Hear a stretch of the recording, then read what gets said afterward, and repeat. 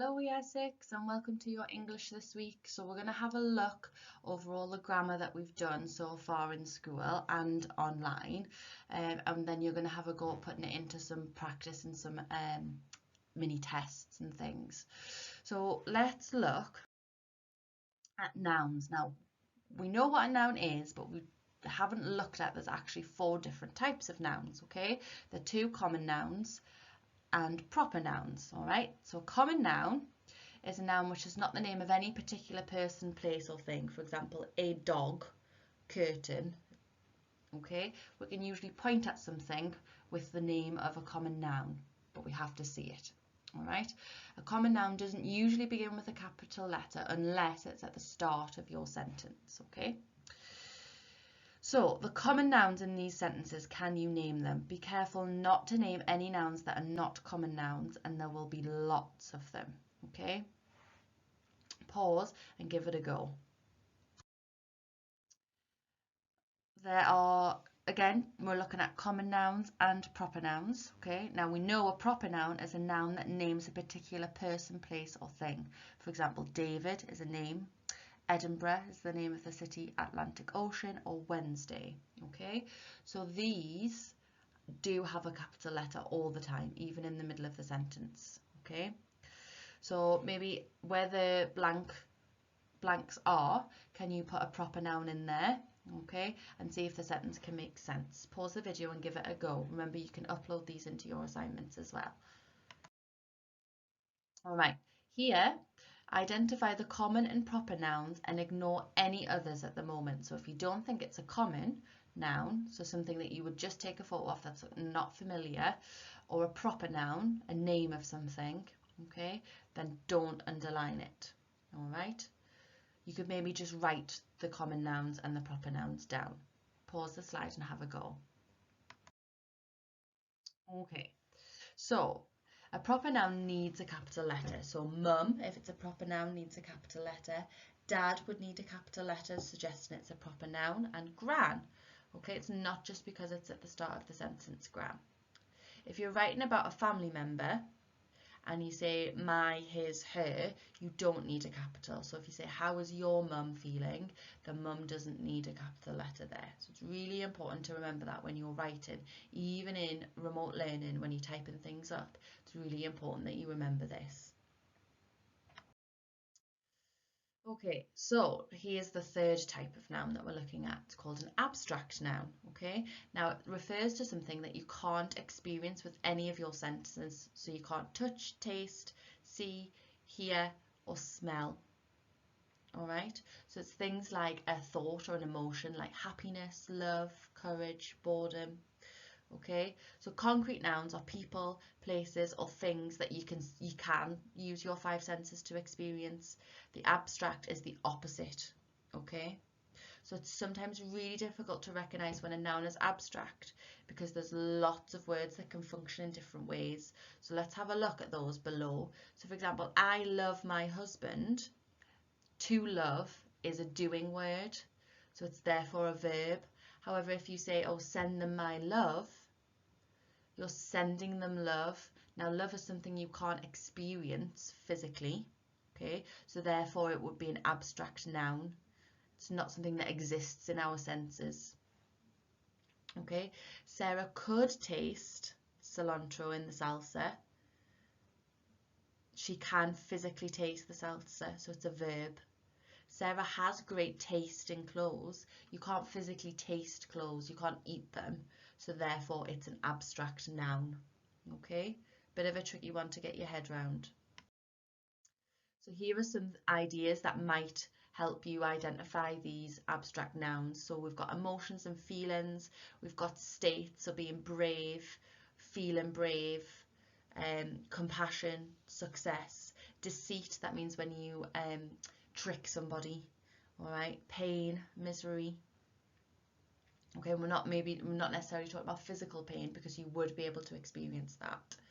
Okay, then you've got ideas such as beliefs, dreams, liberty, which is another word for freedom, yes, X, culture, trust, dedication, okay, movements and events, so making progress, education, hospitality, leisure, friendship, relaxation. Sometimes friendship's not always a physical thing that you can use your five senses to experience. Okay, so an abstract noun refers to something which can't be experienced with any of those five senses. Okay, so see if you can have a look. It tells you how many there are in identifying the abstract nouns in this sentence. So we'll go through the first one together and then you can pause the slide and have a go. So there was great excitement when Arsenal scored the first goal. So great excitement there would have been your abstract noun. Okay. And again, let's have a look here, see if you can figure out whether it would be the noun or the verb. Pause the slide and give it a go. So a collective noun is a noun referring to a group or collection of people, creatures or things. So a crowd of people, a flock of sheep, a bunch of bananas. Okay, the flock and the bunch and the crowd, they are your collective nouns. So they're referring to more than one. All right. So the whole team was excited to win the trophy. So the whole team, so whole would be your collective noun there. Pause the slide and see if you can identify the collective nouns in this lesson as well. Okay, here we go. So we've got the party of tourists visit the Tower of London. So you need to decide which underlined noun is a common, a proper, an abstract or collective.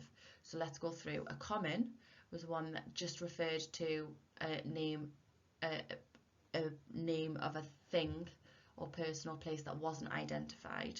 Okay. Proper was the name of anything. Okay. So it could be the name of a place as well. An abstract was that you couldn't physically experience with your five senses, and the collective referred to a group.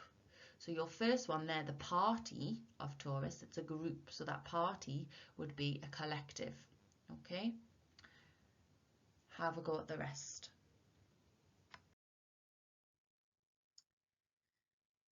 Okay, now that we've looked at nouns, we're going to look at suffixes beginning with vowel letters to words of more than one syllable. So this is the rule. When a word ends with a short vowel sound, so that's a, e, I, o, that sound, they're your vowels, and a single consonant, you double the consonant. So clap, so it ends with that a sound. P is your consonant, because remember, if it's not a vowel, it's a consonant, and there's one on the end, so you double it to make clapped, to take it to the past. Okay, or win to winning, or flat to flatten. Again, I and a sounds. Have a go, see if you can think of any more. So you can add suffixes with vowel letters to words of more than one syllable. Now remember, suffixes are at the end, prefixes are at the start, so we're just looking at suffixes. So I should just say at the end, don't forget that rule. Remember, we're doubling that consonant, okay, at the end. And again, see if you can do that. Now notice at the bottom, if it's the short vowel sound, a, e, I, o, we know to double that consonant at the end, but they've added a bit here. And if it's the long vowel sound, so a, e, I, o, u, you keep it at one consonant, okay? Because you don't have to stress it if it's the long sound. So have a go at spelling these words. So maybe look at them for 30 seconds and then write them down. Okay, and then a really quick, I know we did this last week, can you look at the subject and the object of these sentences? Okay, we know what the subject and the object is. Okay, we did that last week, so just a quick revision. And again, we did look at verbs. Now, verbs are doing words, they are action words, and it tells us what's happened, what's happening, and what will happen, what has happened, what happened, and everything else, okay? So the English language is very rich in verbs, so you need to choose verbs, but don't choose the boring ones. See how adventurous your verbs can be. Pause and give it a go. Now, again, same thing. Can you swap those verbs? Can you make them more interesting? We're always doing this in our lessons, stopping with our long piece of writing and trying to improve our vocabulary. This time we're doing it specifically with verbs, okay? You could always have a Google on a thesaurus and see if you could find any other verbs. Make sure your sentence makes sense, though. Okay, here are some sentences written by people learning English. So can you spot where they've used the wrong tense and replace the verbs with the correct tense? Yesterday, I have the chance to eat haggis. It was delicious. Well, it should be yesterday I had the chance to eat haggis.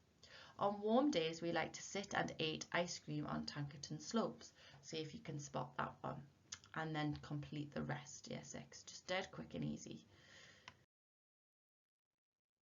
Now, we looked at this present perfect tense before Christmas, so this is just another little refresher. Don't worry if you can't remember or you're struggling.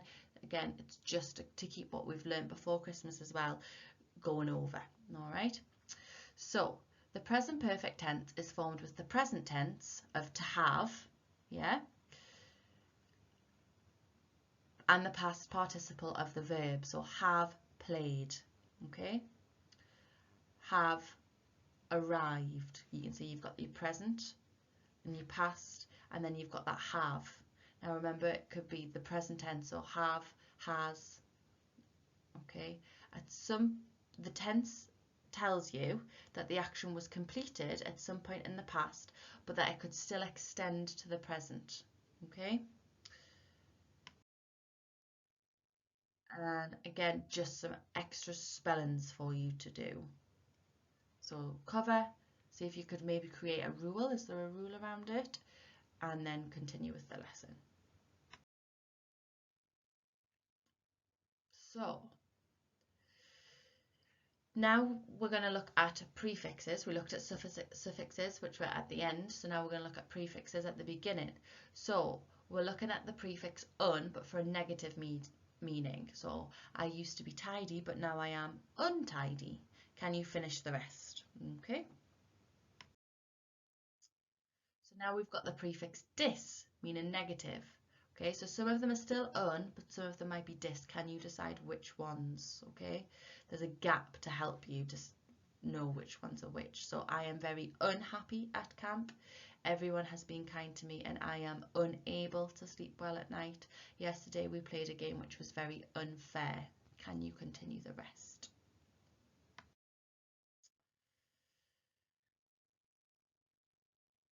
See if you can find any more without Googling and then you could Google the rest, okay? Don't worry, don't spend too long on this one.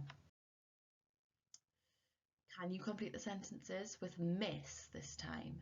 Miss. And again, it's a negative meaning. Now can you pop the word with the prefix in front correctly into the gap? Have a go. Okay, so adverbs are words that we use to describe other words, okay? So they describe the verb. So they describe, sometimes they can describe other adverbs, but they normally describe how the verb, the action word's being done, okay? So most adverbs finish with ly, quickly, carefully, gently, cautiously, but there are a few that don't. Think of an adverb as a verb that adds something to the verb, okay? So there's adverbs of manner. So have a go with the adverbs, see if you can think of any of adverbs of manner, so how you do something. Do you walk quickly? How else could you walk? Remember, fast would be an adverb, but it doesn't have ly on because you walk fast. Okay, just have a think there. And then now we're looking at there, and they are. Okay, so there, T-H-E-R-E, is a statement about a place over there. All right, there means it's belonging to them, so their books. And there, they are, is just an abbreviation, a bit like can't means cannot. Okay, can you put the right ones in those sentences? Pause and give it a go. And then we have, now we don't call them connectives, we call them conjunctions. Can you put the right conjunctions in? This is all just practice of all of the SPAG stuff that we've done this term, okay?